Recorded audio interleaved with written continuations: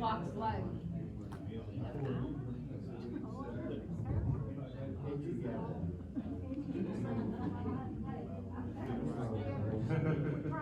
Ding, ding, ding. There's your bell. I didn't want to leave her forward.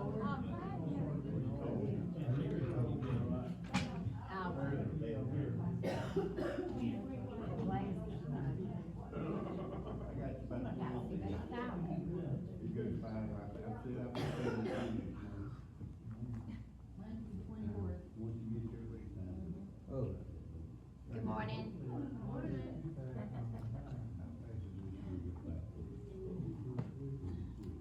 We need to check on Miss Crosby after Sunday school. She didn't call me. But anyway, I want to, because this is 3 weeks in a row. If you get a chance, go see her. She's at home. Now look, she might. We can't hear you. Oh, I forgot. Sorry. And I have a loud mouth. You have a loud mouth, but. Still can't hear me. That loud. I didn't say that. You have. But Miss Crosby's not here again. This is 3 weeks in a row. Y'all, she's a little bit depressed, I feel like. If you go to her house, don't go to her front door, go to her back door. She don't answer, just dial her phone number, because she didn't answer for me, and of all days, she had a lot. But, she just happened to look out there and see the blue car, so she went to that door. But, I think she's, like I say, she's a little depressed. Who else is out today? But we just need to pray for her. Mike, you want to open in prayer? Father, we thank you for this time to come together in the Sunday school. We pray that you be with Jean, she's dancing for us, and we go through this lesson and learn more about your word. We pray, Lord, that you would do with Miss Godfrey this morning, Lord, that you visit her and place your hand upon her. We pray, Lord, that you be with us the rest of this day. We ask in Jesus' name. Amen. Amen. Because she's not going anywhere. She's not even going to the Y. She said she just hadn't wanted to go. But today, we're going to be in the 8th chapter of Luke, and we're going to talk about when well-meaning people interrupt your plans. We will see that God-ordained interruptions, they call for a sensitive heart. We need to listen to our heart if we're getting interrupted in something. If we think our lives are interrupted every day, you think about yesterday, you think about today, there will be things that will interrupt things in your life. It might be that you get a phone call, while you're busy doing something, but you take that phone call. You might be at a red light and you think, I need to go in a hurry, but the red light stops you. What about a neighbor who, like Wayne and June, they might get tools from each other. Me and my neighbor Cecilia, it's eggs for us. Eggs or onions, we pass over the fence. I don't know why it's those two things. But you're interrupted for that few minutes from someone. But maybe it's someone that stops in Walmart, because that's where I mostly go to the store, and they just want to talk for just a minute. Sometimes our interruptions are for, like I say, for a few short minutes, but other times it may be a long time that you're interrupted. But God, He may want us to use these interruptions with other people to tell them in a meaningful way about God. I'm telling y'all, if God's not awesome, and this wasn't part of my lesson, I don't have it written down, but Dennis Culpepper, I have witnessed to him since we all got back together, about 10 years ago now, Tricia, witnessed to him. Now, here he is this week telling me, pray, and he goes to Elise, is his preacher, but they grew up together. Who would have ever thought he'd gone to someone that went to school with his church? But he's witnessing to the ball player down the road from him. He said he just won't listen. This week, the ball player, I can't remember his name, came to his house and he wanted to know how to get saved. He said, yes, he said, so he's going to church, him and his wife. I remember his wife's name was Angela because it's my child's name. But, they're going to church this morning, and he told him, he said, I need the things. I'm going to send him the Roman road for salvation to use when he's scared. So they're going to church this morning, and it's because they've seen Dennis really change, and I have. But each one of us, and that was a good interruption if you think about it this week, each of us, we have to be sensitive to what our God may want us to do. And Luke 8 includes the account of 4 miracles that Jesus had at his time, you know, and it shows that God's power was in Jesus, his son. There were some things that, you know, threats come in our life that may threaten us, you know, human things, but we still trust Jesus. Here in these verses, you know, the destructive forces of the evil threat, the demonic came about. There was the pain of disease of the child and the elderly woman. Then what about the fearful finality of death that Jairus was seeing for his child? Today we're going to examine two of these people. We're going to do Jairus, and we're going to do the woman that had the issue of blood for 12 years. These were miracle stories, but it's a story inside of a story. It starts, and then you go to the other person, it goes back. It sounds like me interrupting people I told Junior. But, you know, we're going to examine these two things, and we're going to read about them. At this time, we're going to start with Hazel. You'll read first today. It's verse 40 to 42. 43 through 48? 40. The first one, 40 to 42, isn't it? Did I write it down wrong? I'll go with one of them. And it came to pass that when Jesus was returned, the people gladly received him, for they were all waiting for him. And behold, there came a man named Jairus, and he was a ruler of the synagogue, and he fell down at Jesus' feet, and besought him that he would come into his house. For he had one only daughter, about 12 years of age, and she lay a dying. But as he went, the people thronged him. From these verses right here, we can see each of us, we need to seize those opportunities that our God gives us to serve him. And you never know when that opportunity might arise, wherever you're at. How can we serve others? How can, to me, we can serve others by helping someone in need, or just giving a hug sometimes. Kathy and I, we send texts a lot of times. Paula and I will send texts or talk sometimes, Hazel and I, but you know, that's, and I send texts to the preacher's wife too. But we serve God when we serve other people. Let's see a few things that we know about Jesus and his ministry up to this point in the Gospel of Luke. Jesus had compassion for people. Do we truly, truly have compassion for other people? Jesus, he was authoritative in his teaching. Jesus performed many, many miracles, and there were rumors about who he was. Some people just thought of him as a miracle person, but that was not what he was. He did perform miracles, but he was the Son of God. How do any of us typically respond to maybe an unplanned opportunity to help someone? I was telling the preacher's wife a while ago, a man came up to us, he wanted to move our buggy when we went to Walmart. Not yesterday, whatever day we went, Friday I think. No, what day did we go? Thursday maybe. But whatever day it was. We took, you know, he wanted to take the buggy, and Junior and I said yes, he could. So then he came back and wanted just 50 cents for a cup of coffee. We don't carry money in us, but there is change in my car. So we gave it to him, and later on I thought, you know, how gorgeous that we could do something like this. 50 cents didn't break us, but it helped that man get his cup of coffee. So we need to do that. Help, if there's an opportunity and you know that it's God wanting you to do it, you do it. We all need to seize those opportunities to serve others in need. Right now, we're taking up the food baskets for at least 2 families for Thanksgiving. There are people a lot worse off than any of us in this room. I think all of us in this room have food on our table, and we have clothes on our back, whether they're new or not. We have those things. But much of the activity of Jesus' Galilean ministry, it revolved around the Sea of Galilee. And you know, it was also called the Lake Tiberias, and it was the Lake of Gas. I can't say that word. Anyway, the land of the Gadarenes. It's that lake. But the healing events of the focal passage, it most likely occurred in and around the village of Capernaum. Evidently, Jesus had now moved from Nazareth to Capernaum. Go to Mark and read this. But during his Galilean ministry, Capernaum served as Jesus' unofficial headquarters. The account of the 2 miracles in this lesson is the healings is found in Matthew and Mark also, if you go look.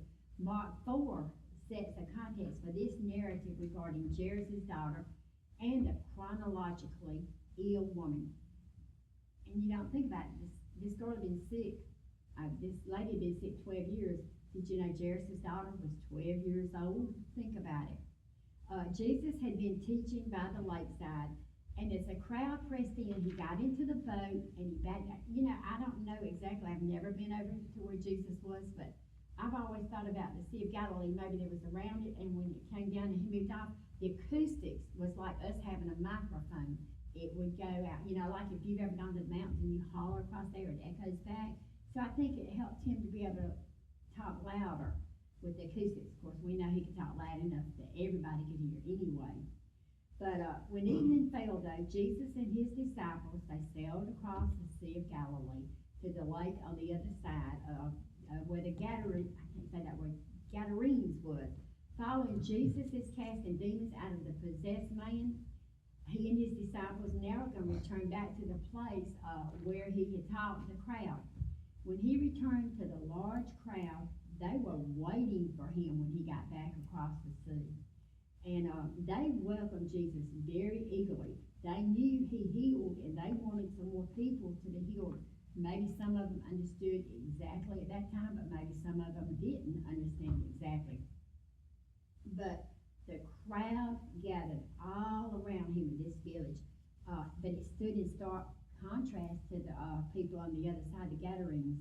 Remember, when he healed that possessed man that had the legion of demons, they went into the pigs, remember, and the pigs went off the mountainside into the water, and they all died. So guess what? Those people didn't want him because that was the livelihood for those people. They wanted him to leave that town. The man that got healed did believe, and he had to stay behind because he was ready to follow Jesus, but he needed to stay behind and witness to his people where he was at. But and I don't know where I was because they,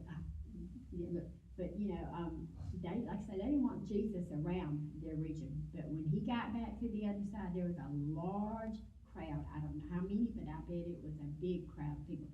They wanted to see more miracles when you think about it. In this crowd, though, there were two who were in desperate need. If you've ever been in desperate need of Jesus' healing, you really want that healing. And most of us have been sick, but we trust God. The one was a synagogue leader, his son Jairus. His daughter was 12 years old, and she was going to die if she didn't get healed. She was that sick. And then there was that unnamed woman that had been sick for 12 years with this issue of bleeding. She wanted to be healed. They were desperate. And if you're desperate to be healed, they had Jesus there. They wanted to get near him and talk to him.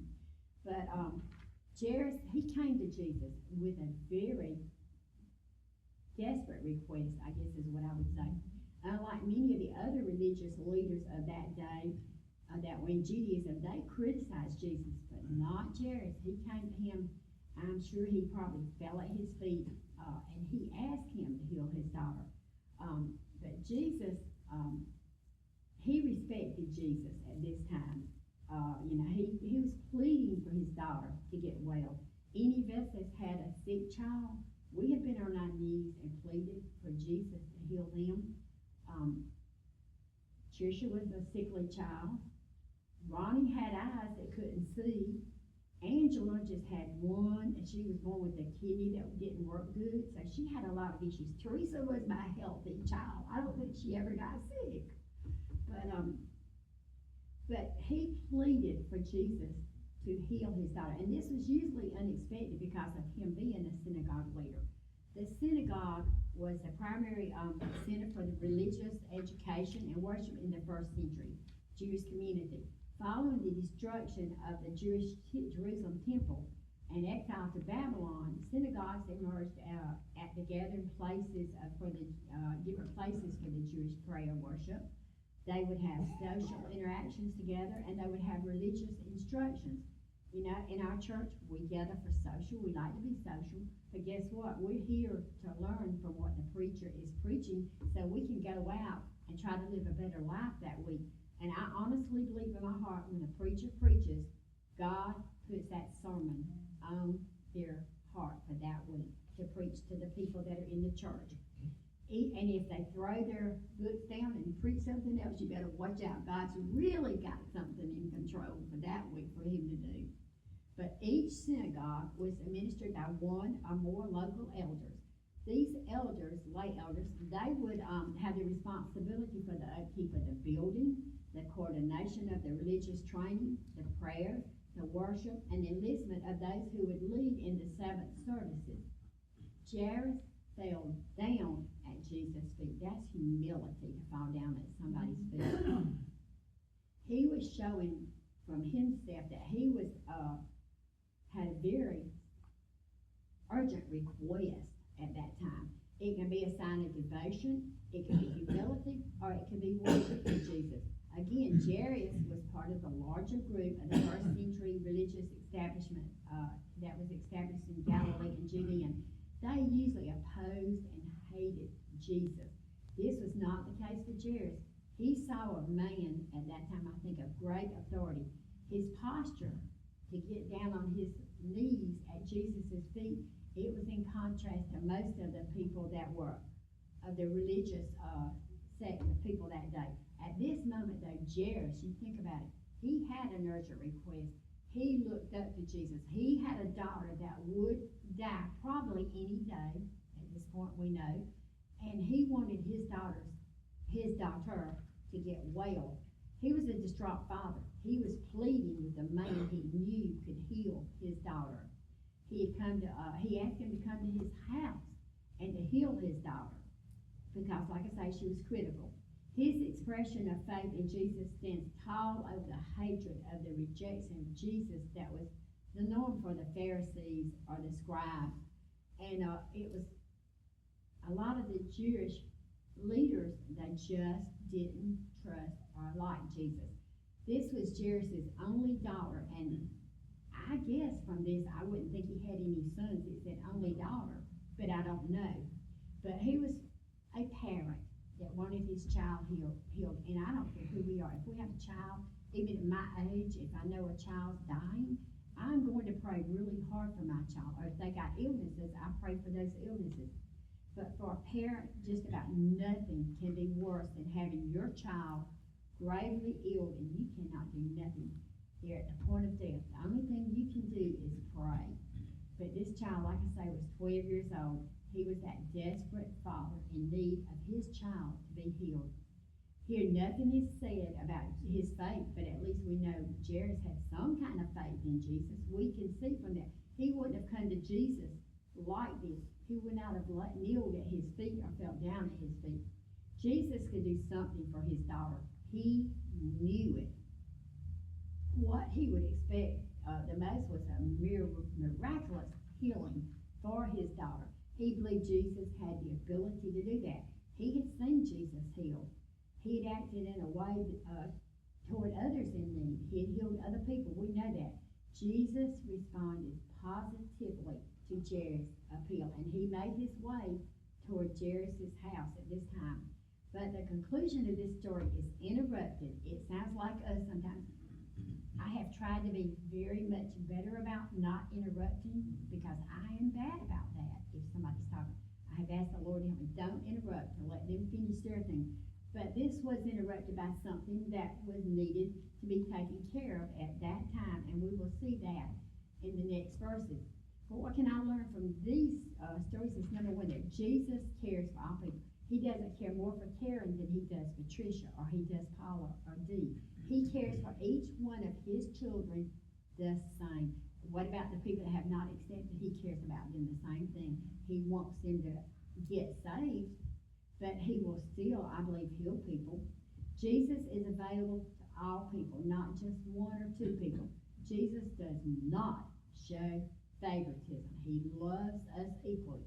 Jesus is sensitive to whatever issues that trouble us in our lives, whether it's sickness or something else. And we're going to read Luke 8:43 to 48. At this time, Paula, you want to read that? And a woman having an issue of blood 12 years, which had spent all her living upon physicians, neither could be healed of any, came behind him and touched the border of his garment, and immediately her issue of blood stanched. And Jesus said, Who touched me? When all denied, Peter and they that were with him said, Master, the multitude throng thee and press thee, and sayest thou, Who touched me? And Jesus said, Somebody hath touched me, for I perceive that virtue is gone out of me. And when the woman saw that she was not hid, she came trembling and falling down before him.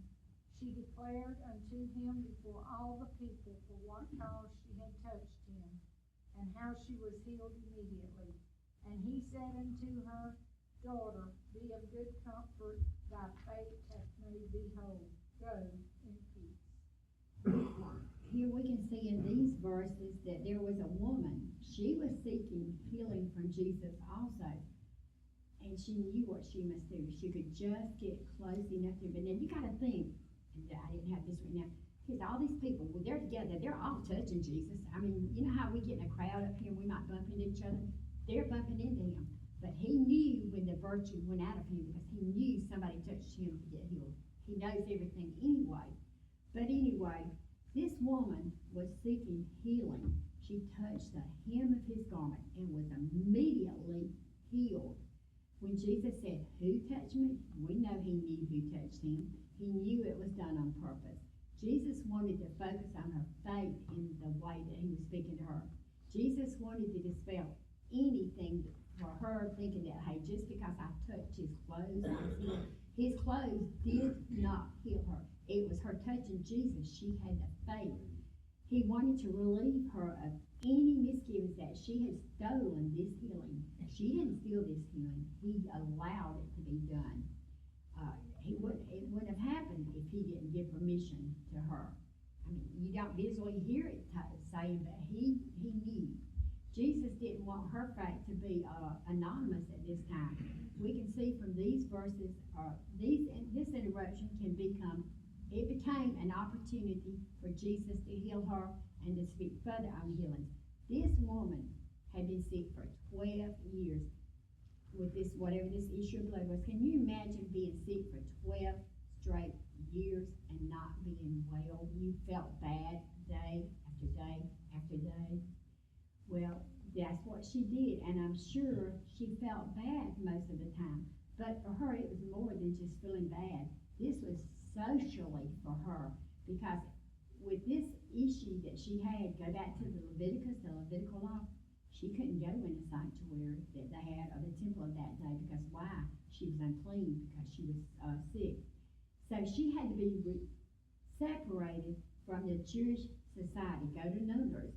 But also, she didn't get to be around her family very much because she was considered unclean. Her misery was physical, yes, but it was emotional as well. I think the emotional problems had been as much as the physical problems. I cannot imagine not talking to my 4 babies every day, and most of my grandbabies, and great-grandbabies. I cannot imagine it. Can you imagine this lady couldn't speak to them very often? That had to be very troubling. She had limited time with friends, family, or anybody. They could share their worship experience with other Christians, but she could not. She had for many, many years spent her living on the physicians of that day trying to get well. So much that guess what? She just got more poor, and more poor. But nothing made her physically better. She still was sick. So we see out of desperation, she knew this was Jesus. She made her way toward Jesus. I'm sure she pushed her little, because I think she had to be a little petite thing. She pushed her way through those crowds, squeezing through. She sought to be as discreet as possible, but she didn't want other people to realize what she was doing.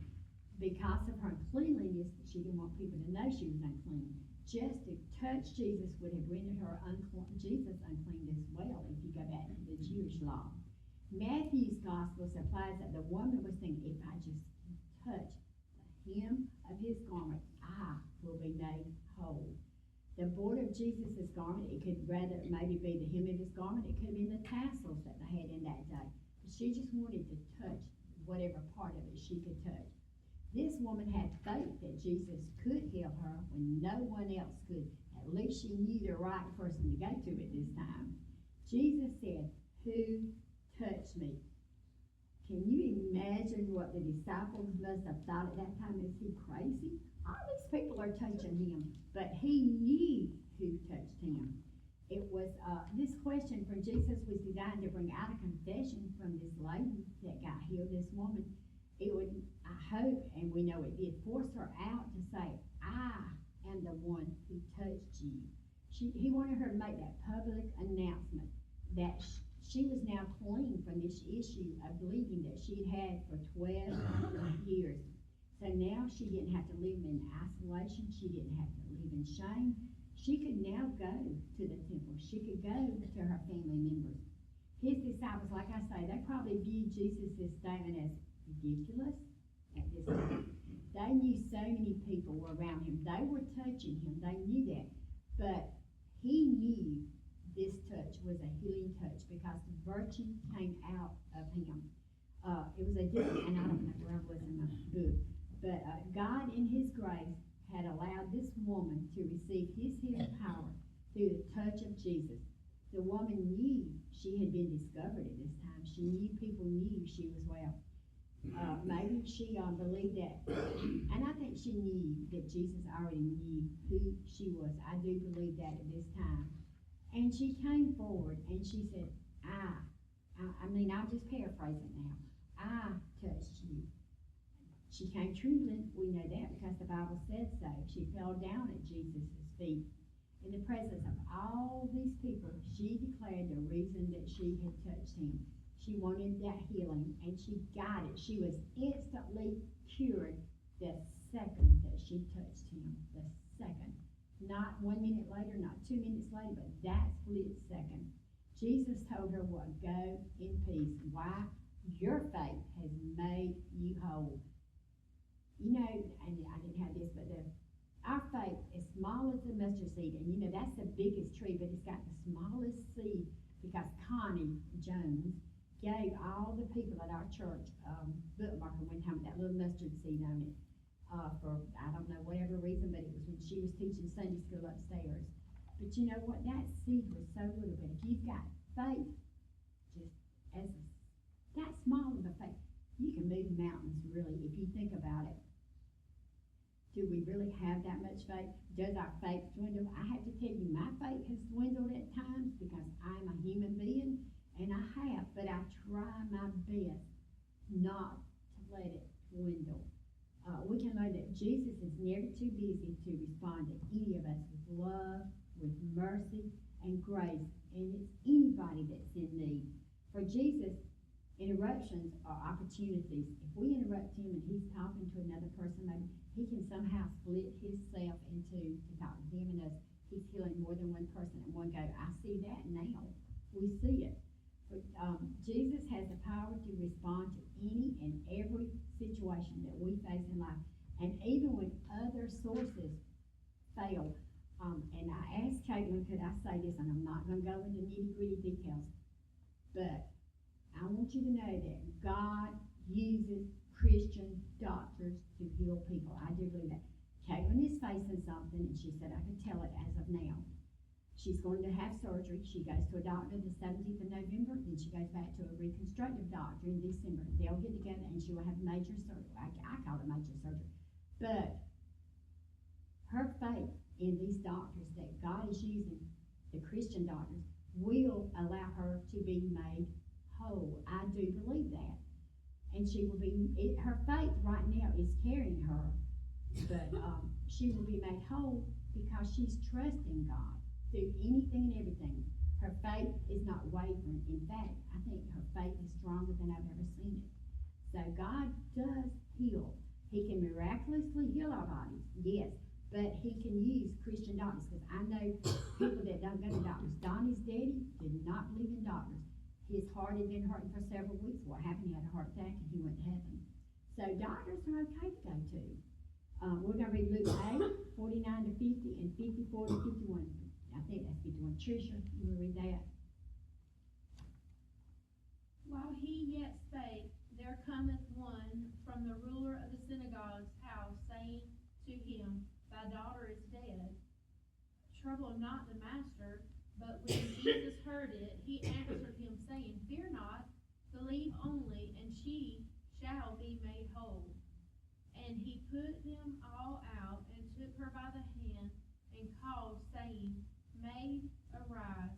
And her spirit came again, and she arose straightway, and he commanded to give her meat. And her parents were astonished, but he charged them that they should tell no man what was done. We see here, although Jairus' daughter died, Jesus continued his way toward her house, and he did bring her back to life. I don't know exactly, but she was dead. I do believe that. Now, the Jews feel like that, I'm going on the Lazarus thing, that your spirit stayed around you for 3 days, but on the 4th day it left. I don't think so, but I don't know. I'm not saying I don't know. But she was dead, but Jesus was going to bring her back to life. Let's think, Jairus had just witnessed Jesus heal the woman that had the issue of blood for 12 years. He heard her explain, this. But she had been sick for so many years, but she trusted Jesus to make her whole. So even if we're sick for a long time, we can be made well. Jairus had come to Jesus, believing he could heal his daughter. Could he believe in Jesus now in the face of death? In that moment, Jairus went all the way in believing in Jesus. He trusted Jesus with everything he had. Jairus turned toward home with Jesus. I hope and pray that we all go all in with Jesus all the way. Sometimes I will get discouraged, but Jairus did not get discouraged at this time. We have to really commend him for that. 2 desperate needs bowed in faith to Jesus.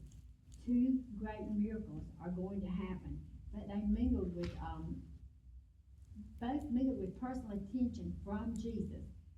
This is who he is for each one of us. He cares about us. Every little speck of our life he cares about. No doubt, having witnessed the healing of the woman with the chronic condition, Jairus' hopes could have been heightened at this time. Yet, then a messenger came as they were headed toward Jairus' house. They told him that his daughter, his only daughter, was now dead, and for him not to trouble the master. Jesus told Jairus, what did he tell him? Fear not, only believe. Do we truly believe when we pray for a sick person? We should. Jesus does not always heal like he did this person. I know that. And my belief goes back to several times in history that we know that Jesus did not heal this person on this earth, but do you know what? He healed them all right. They just got to heaven a lot quicker than we did, and they're having the miracles, the blessings that we will one day have. Jesus gave Jairus encouragement, and he gave him hope. Fear must be displaced by faith. We have to have that faith. All throughout Scripture, we see a call to faith in the midst of fear for someone in the Bible, or even for us. God urged Abraham, remember, to trust him, saying, Fear not, Abraham, I am with thee. I am thy shield. After Moses' death, and with Israelites on the verge of entering the promised land, under Joshua's leadership, what did he tell him? Have not I commanded thee? Be strong and of good courage. Be not afraid, neither thou be dismayed, for the Lord thy God is with thee, no matter whatsoever thou goest. I kind of paraphrase it a little bit. But belief is the power and the presence of God in all situations. I don't care what we're going through in life. We have to have belief. Or we should have belief. It dispels the fear that we can have. It can dispel the discouragement that we can have. While today grief is often expressed in somber and harsh ways, you know, when we go, I use Matthew, so I'm going to say Matthews, but Joseph Jones of Kimberstone, they're all the same. They're all caring people. But when we go to Matthews or to our church for a funeral, that person has passed away, and we're fixing to lay the earthly body down into the grave, unless they're cremated, and then they, either way, we come in here, we kind of do it somberly. We try not to cry out loud and carry on. It was different in the first century. They didn't do it that way. The more money they had, the more people they had. They would hire people, and they would do their timbrels, and they would moan and be very loud. Yeah, cry out loud in their hurt and all. And like I say, the richer you were, the more people they had, because they could hire the people that would moan and grieve very loudly. They played the instruments, maybe the flutes or whatever. I said was the flutes, whatever they played.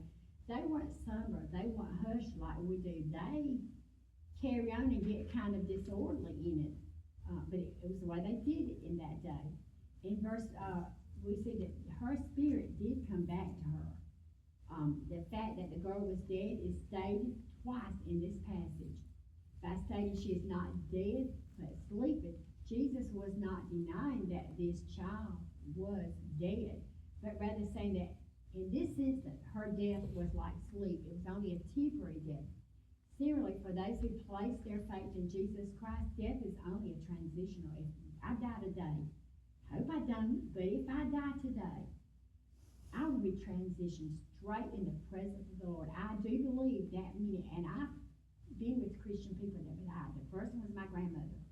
I believe God did that, so I would not fear death, because I was scared to die.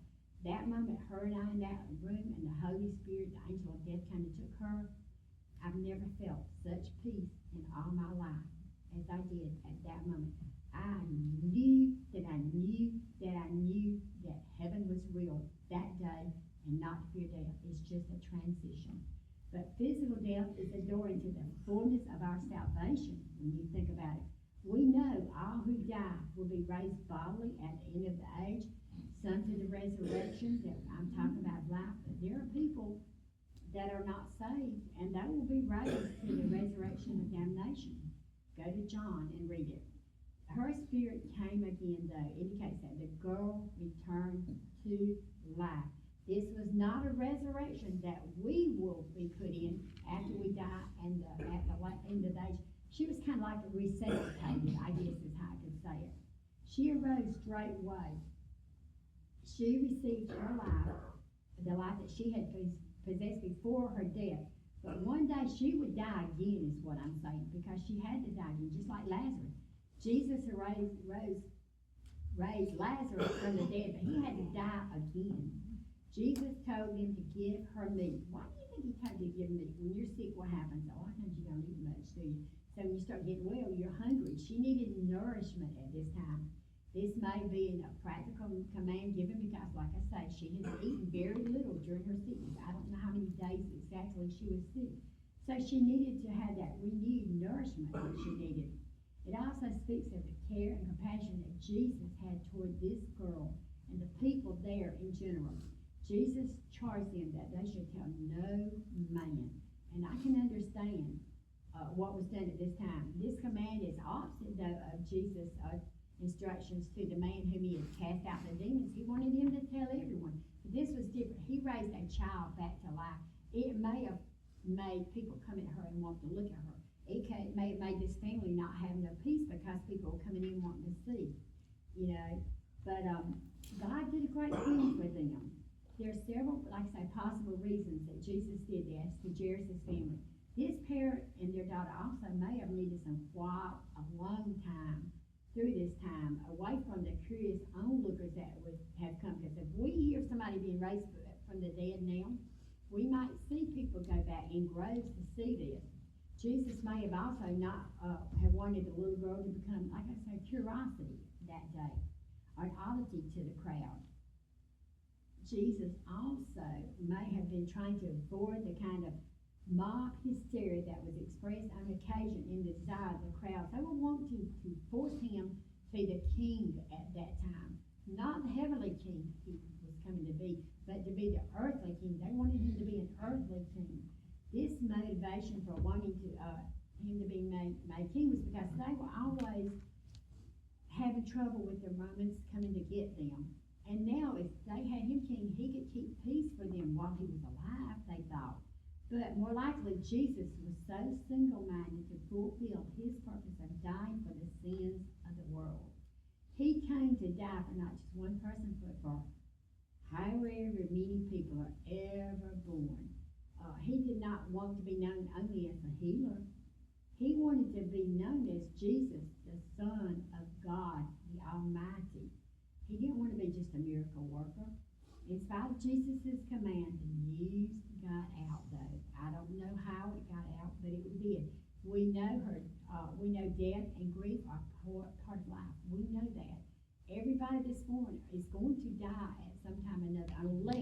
rapture takes place, and then we're changed in the twinkling of an eye.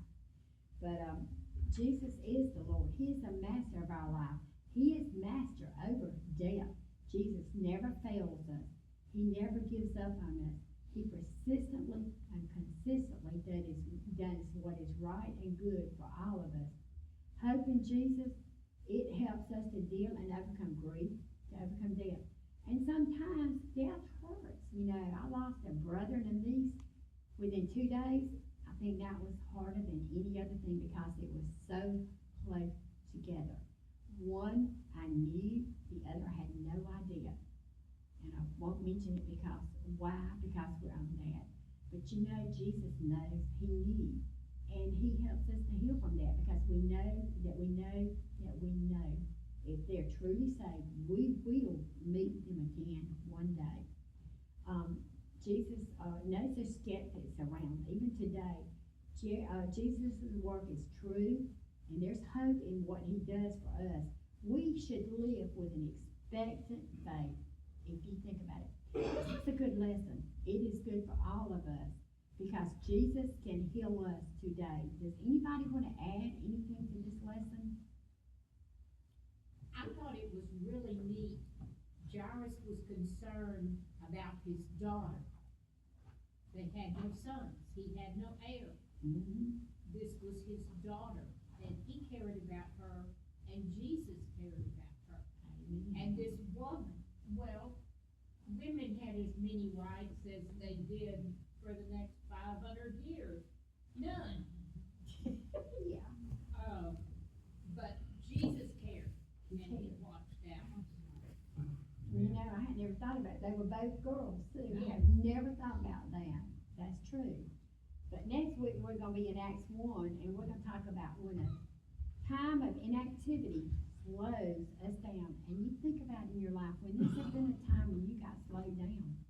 It has been, you know, if you think about it. This was a good lesson. I really enjoyed it.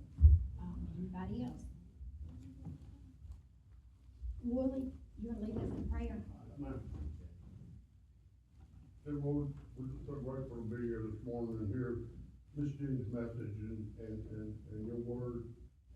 We just ask that you please be with each and every one of us and guide us through the day and stay with us. And we just appreciate being able to hear Miss Jean and Brother Larry give the message to us. And we just like to take it to heart, and we learn to be better people from it. Praise in your holy name.